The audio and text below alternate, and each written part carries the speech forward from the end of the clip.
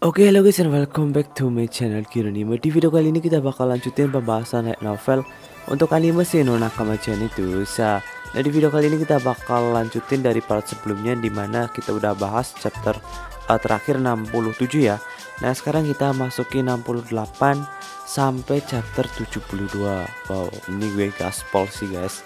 Oke, sebelum kita lanjut seperti biasa, buat lo yang belum subscribe ya, jangan lupa subscribe dong, supaya saya semakin semangat dalam mengupload video. Dan jangan lupa bantu share videonya dan tekan juga tombol like dan bantu support di kolom komentar.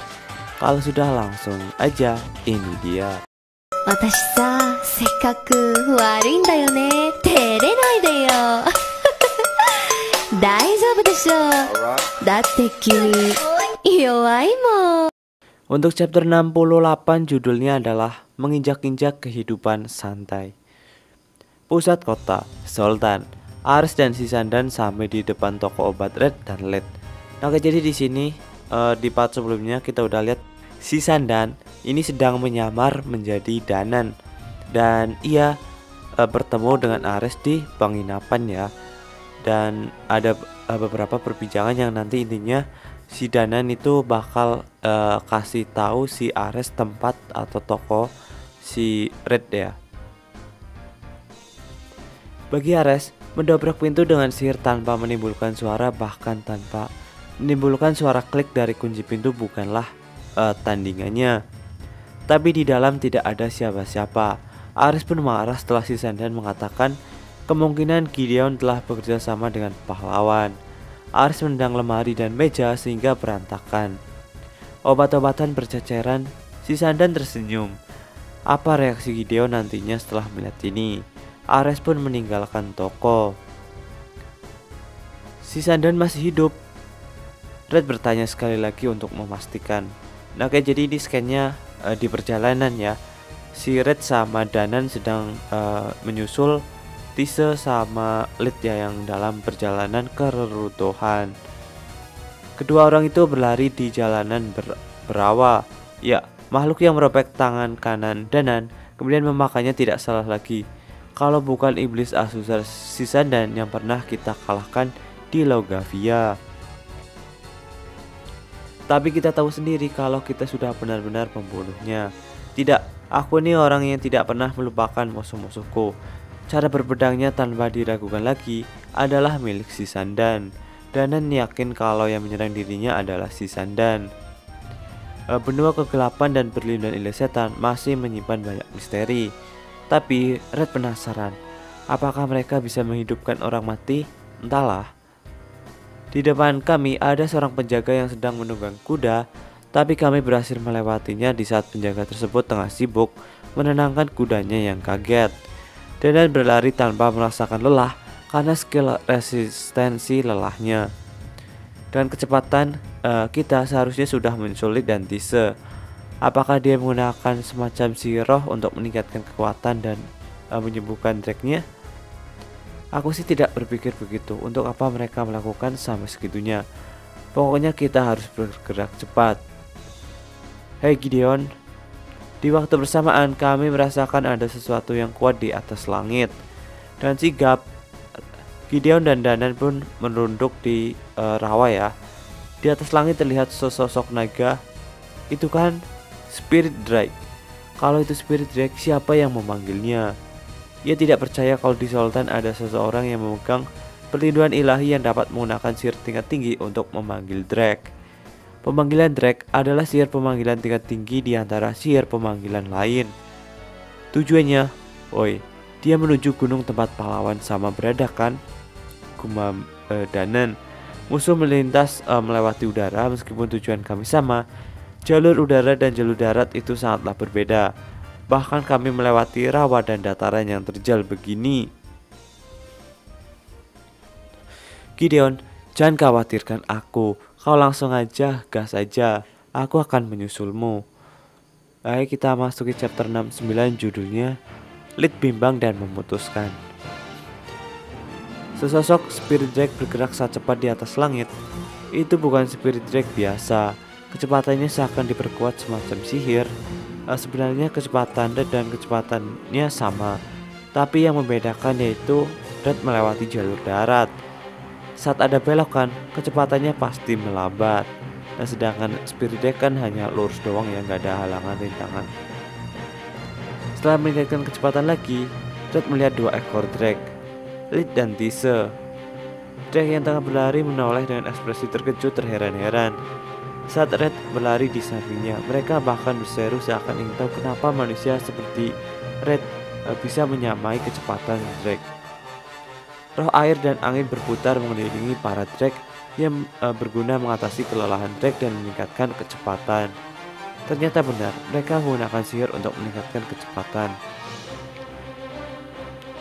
Red, apa kamu melihat Spirit Drake? Tanya Red. Yap, aku melihatnya. Tapi di Sultan kan tak ada yang bisa memanggil makhluk semacam itu. Bahkan Mr. C dari party rank B generasi sebelumnya tidak bisa melakukannya. Mungkin bukan Danan saja datang ke Sultan, juga ada orang lain yang datang ke Sultan dengan memegang perlindungan ilahi yang mungkin setara dengan hero party. Kemudian Red memberitahu Lid kalau Danan ada di sini. Lid pun terkejut. Kemudian Lid juga bercerita waktu dia bertemu Danan sebelumnya, dan di sini ada perbedaan yang dimana membuat mereka terkejut. Danan yang aku temui tidak punya tangan kanan, ucap Red. Nah, tapi si Lid bertemu dengan Danan mempunyai kedua tangan. Lid pun dan diam tak bergeming. Bagi Lid, si Sandan adalah musuh yang paling dibencinya, sebab telah membunuh guru Lid. Lid tidak menyangka kalau musuh yang sudah dirinya bunuh ternyata masih hidup. Nah, karena di sini si Sandan ya memakan tangan kanan Danan ya, jadi dia bisa menyamar menjadi Danan guys, si Sandan. Lid merasa jika aku memutuskan untuk pergi, dia pasti akan mengesampingkan dendamnya pada si Sandan dan ikut bertarung demi hidup bersama diriku. Itulah yang Lid pikirkan. Dia menderita karena tidak mampu membuat keputusan. Jika Red punya alasan untuk bertarung, maka Red akan ikut bertarung di sampingmu. Hidup kita bukanlah sebuah kutukan. Itu sudah pasti. Tidak ada alasan untuk tidak bertarung, dan lupakanlah semua penyesalan. Kalau kita bertemu si Sandan, aku akan kembali menjadi pahlawan Red untuk sementara waktu. Widih. Nah, kalau bertemu si Sandan, si Red bakal ngabisin dia guys. Dia melihat ke atas, ke arah Spirit Drake yang terbang di langit. Terima kasih, aku merasa lebih baik sekarang. Red, pergilah duluan, balas si Lid. Oke, kita masuk ke chapter 70. Judulnya adalah Red bergerak menuju reruntuhan F kuno. Red sudah sering ke gunung, jadi Red sudah hafal lokasinya. Di kaki gunung ada penginapan, itu saat membantu bagi para petualang ataupun penebang kayu ya yang ingin bermalam. Agar tidak membuang-buang waktu, Red menggunakan seperempat peril untuk mendapat sebuah informasi mengenai Spirit Drake. Ia kelihatannya berkisar di usia di mana akan mengikuti jejak ayahnya bekerja sebagai penebang pohon. Pemuda yang menakan kaos dengan tambalan di berbagai sisi menuju ke arah gunung, tepatnya ke arah hutan yang terletak di sisi gunung. Aku memberinya uang dan segera pergi. Itu mengarah ke kapal terbang yang disembunyikan Tise. Kapal terbang sebenarnya merupakan teknologi ciptaan dari benua kegelapan, sehingga pasukan Raja Iblis lebih mengetahui daripada Tise. Apakah aku harus ke tempat Ruti ataukah pergi menuju ke tempat kapal terbang? Bingung ya si Red. Nah, tapi dia memutuskan untuk menemui Ruti terlebih dahulu ya, yang utama, karena Ruti itu lebih penting ditimbang kapal terbang. Red pun pergi menuju sarang Chimera menuju ke reruntuhan Elf kuno. Gimana pendapatmu, Danan? Kapal terbang yang indah bukan? Dengan ini kita bisa pergi ke benua kegelapan dengan mudah tanpa melawan pasukan Raja Iblis yang memblokade jalur laut. Hari kemenangan kita semakin mendekat. Ares membesar-besarkan petualangan mereka. Ares kemudian memasang penghalang supaya kapal tidak dicuri. Menyusuri pedalaman gunung, Red akhirnya sampai ke sarang Chimera. Ia masuk ke runtuhan di mana telah menyatu dengan hutan, akar menjalar dan tanaman merambat tumbuh di segala sisi. Dulu aku pernah menyelidiki tempat ini karena sistem pertahanan aktif dari pintu masuk hingga ke dalam reruntuhan membuat dirinya kesulitan untuk menyelidikinya lebih jauh. tapi reruntuhan ini memberinya kesan bahwa reruntuhan ini memiliki sistem keamanan yang jauh lebih tinggi. Reruntuhan dapat dibilang bukti pahlawan apabila ditaklukkan, seperti Ruti dengan pedang barunya. Red masuk ke dalam dan melihat pintu yang kemungkinan dirusak oleh Ruti. Kemudian ia masuk menggunakan skill fall down atau jatuh lambat ya. Melihat ke arah bawah, begitu gelap dan sulit untuk melihat lift. Kemudian Red mengambil tongkat cahaya berbentuk silinder dengan panjang sekitar 30 cm dan terbuat dari kuningan. Red membenturkannya ke dinding. Ketika aku melakukannya bersama dengan lompatan kecil, tongkatnya mulai bercahaya. Tongkat ini menerangi sekitar seperti sebuah obor, tapi bedanya ini tidak panas. Tongkat cahaya adalah item sihir yang harganya murah, sekitar 2 peril, dan mampu bertahan selama 10 jam. Wow, murah juga ya. Kemudian Red berhenti dan melihat banyak perangkap hancur. Ada juga senjata-senjata kuno yang kalau dijual pasti mendapatkan untung yang banyak. Menurut Tise, mereka membuat pelindung nilai setan di bagian barat daya. Ruti mungkin ada di sana. Aku mau mengambil kompas dan memeriksa arah mata angin sebelum masuk lebih dalam. Setelah berjalan sebentar di sepanjang jalan, Red melihat material bangunan yang berbeda. Ada papan yang terbuat dari tanah liat menempel di dinding. Ini bukanlah tulisan elf kuno, melainkan tulisan elf liar. Ras yang dimusnahkan oleh Raja Iblis generasi sebelumnya, half-elf seperti Gons, darah campuran antara elf liar dan manusia. Untuk suatu alasan, ini tidak seperti tulisan elf kuno, karena Red sendiri bisa membaca tulisan elf liar. Pahlawan pemerintah. Aku penasaran apa artinya itu. Itu adalah misteri bagaimana elf liar masuk ke runtuhan elf kuno, dan juga misteri kenapa mereka menulis itu. Di depan seharusnya kamar tidur. Tise bilang bahwa ada kasur di masing-masing kamar, jadi di depan sana adalah tempat untuk para elf kuno tidur. Mungkin meskipun aku tidak tahu apa arti hancurnya reruntuhan ini, papan yang tertuliskan itu merujuk ke suatu ruangan. Ruangan di depan hanyalah kamar untuk tidur. Apakah ada makna tersirat dari peletakan papan tulis di tempat itu? Ya, aku tidak akan mendapatkan jawaban hanya dengan memikirkannya saja. Yang lebih penting, prioritas utamaku sekarang adalah bertemu dengan Ruti. Aku akan mengesampingkan hal itu dulu. Lebih baik segera menuju ke tempat Ruti. Oke, sekarang kita masuk ke chapter 71. Oke, untuk chapter 71 judulnya adalah keinginan untuk hidup santai. Tise hanya memberitahuku letak ruangan tempat kimiawan Godwin membuat obat. Setelah mencari begitu lama, akhirnya ketemu juga. Aku rasa lidahnya lainnya sudah sampai di gunung. Aku menggeser pintu berat dan bercorak aneh. Eits, sebuah botol melayang keluar dari dalam. Red menunduk dan menghindarinya. Tidak menunggu lama, botol itu meledak, mengeluarkan lendir hijau. Tapi Red sudah lebih dulu masuk ke dalam, berdiri dan menodongkan pedang ke leher kimiawan. Kau pria dari toko obat, kau kesini untuk menangkapku? Gumam si Godwin. Aku kesini bukan untuk bertarung, balas Red. Terus pedang yang kau tudungkan ini apa? Yaitu karena kau melempar bom. Lagi pula jika aku ingin bertarung, pedang ini pasti sudah menembus lehermu, balas si Red. Godwin memegang bom lain di tangannya, tapi setelah mengetahui kalau kesempatan menang kecil, Godwin menurunkan tangannya. Di mana gadis yang menangkapmu? Tanya Red. Apa kau punya urusan dengan gadis itu? Aku akan menyerah jika aku jadi kau. Kau memang kuat, tapi kau tak akan bisa menang melawan gadis itu, ucap si Godwin. Jangan salah paham, aku kenal dengannya, balas Red. Godwin pun terkejut. Berteman dengan pahlawan Red dan kau juga mengenal gadis itu. Kau sebenarnya siapa? Aku hanyalah seorang petualang biasa. Aku hanya seorang penjual obat biasa. Di mana dia? Karena Godwin tidak mau memanggil Ruti, Red memaksa Godwin dengan memelintir tangannya dan membuatnya berteriak. Selang beberapa menit, sosok Ruti muncul dengan sangat cepat dan mengarahkan pedang ke leher Red. Gerakannya sama seperti Red, tapi kecepatannya berbeda. Oni-chan, aku melihatnya. Ekspresi yang terpampang di wajah Ruti, ekspresi ketakutan yang tak akan pernah ada di dalam diri pahlawan Ruti. Ruti dan Red pun pindah ke ruangan lain.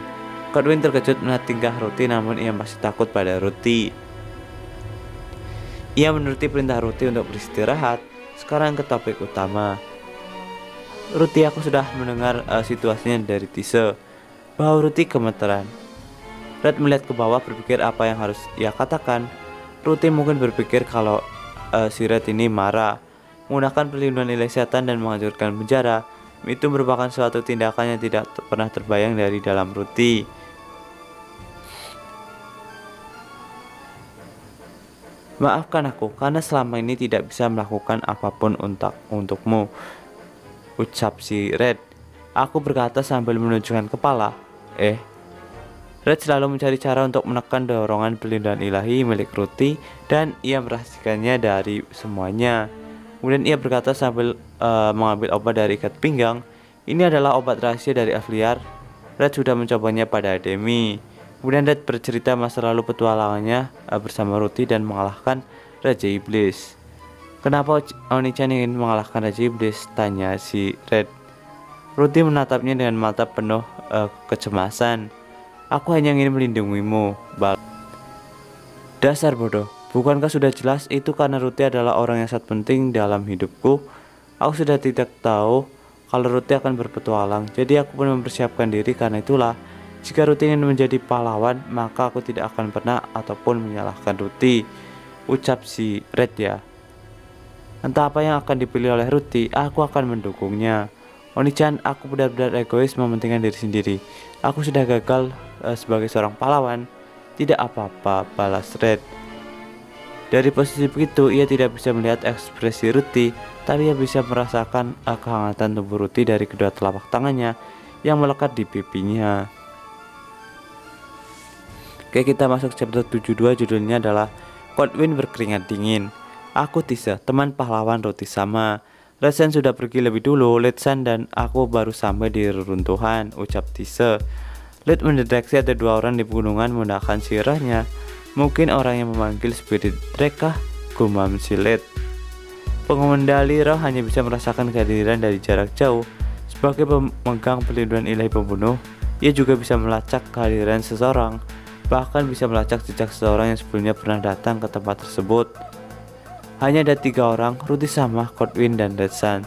Terakhir kali aku datang kemari hanya ada jejak baru milik Ruti dan Redsan. Sebulan lalu hanya jejak Redsan dan orang lain yang datang ke reruntuhan. Redsan terlihat sedang memikirkan seseorang yang datang ke sini. Sesampainya di ruangan Kodwin, ia meringkuk ketakutan saat melihat Lid. Tenang, meskipun kau pernah mencelakaiku, aku tidak membencimu dan aku juga tidak ingin membalas dendam. Maaf. Kodwin gemetar ketakutan saat Lidsan menyeringai. Lidsan terlihat mempermainkannya, dia sengaja melakukan itu seakan ingin menghunduskan pedangnya. Tak kusangka, Lidsan mempunyai sifat kekanak-kanakan seperti itu. Di mana Rurusan? Tanya Lid. Kami sudah memutuskan untuk memakai nama samaran saat berada di depan Kodwin. Nama samaranku adalah Tifa, sedangkan Ruti sama adalah Ruro. Tetapi Ruti tidak ada di ruangan. Untung, Lid masih bisa melacak jejak para pahlawan ya yang ada di reruntuhan. Saat hendak pergi, Lidsan berbalik. Ada apa? Lidsan membuka tasnya kemudian meletakkan sebuah pisau sihir. Kemudian ada senjata yang bisa mengeluarkan cahaya, baju rantai, kemudian dan berbagai macam perlengkapan ninja dan yang lain berkualitas tinggi. Lidsan, Kodwin, meskipun kau tidak begitu penting buatku, tapi kau adalah orang yang penting bagi seseorang. Mungkin ada seseorang yang sudah menyusup ke reruntuhan ini. Orang itu jauh lebih kuat daripada kami. Kau tak akan bisa menang melawannya, jadi gunakanlah ini untuk melindungi dirimu. Jadi item-item weapon dan sihir itu untuk melawan nanti yang monster yang bakal sampai ke reruntuhan. Dan itu nanti adalah si Ares, seseorang yang jauh lebih kuat daripada kalian. Jangan bercanda. Tolong bawa aku juga, ucap Kodwin. Maaf, tidak bisa. Kodwin pun pasrah. Dia harusnya ada di sekitar sini, ucap Ares frustasi sambil menggaruk tangan. Ares menggunakan sihir yang mana media sihir tersebut adalah darah Albert. Sihir itu ditujukan untuk menemukan wilayah atau letak di mana pahlawan berada. Darah Albert yang diletakkan di atas cangkram berguna untuk menunjukkan arah letak pahlawan Ruti ya. Namun amat disayangkan itu tidak bisa menunjuk ke arah vertikal. Ruti sekarang berada di ruang bawah tanah. Runtuhan itu sangatlah luas, apalagi itu terletak di bawah gunungan. Kenapa aku tidak menemukannya? Si Sandan terganggu melihat tingkah lakunya.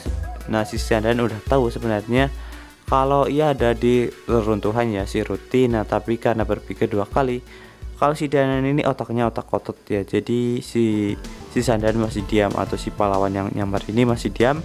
Dan akhirnya si Danan ini memberitahu Ares kalau ada reruntuhan. Keduanya pun kaget ya.